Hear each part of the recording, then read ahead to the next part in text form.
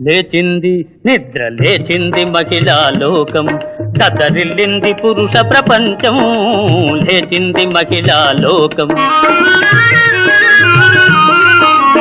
ఎప్పుడో చెప్పెను వేమనగారు, అప్పుడే చెప్పెను బ్రహ్మంగారు. ఎప్పుడో చెప్పెను వేమనగారు, అప్పుడే చెప్పెను బ్రహ్మంగారు. ఇప్పుడే చెబుతా ఎన్నుకో బుల్లెమ్మా,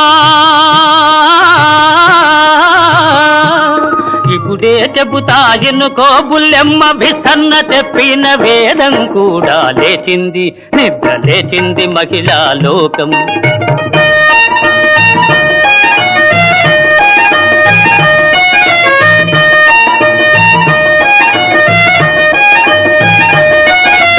పల్లెటూళ్ళలో పంచాయతీలు,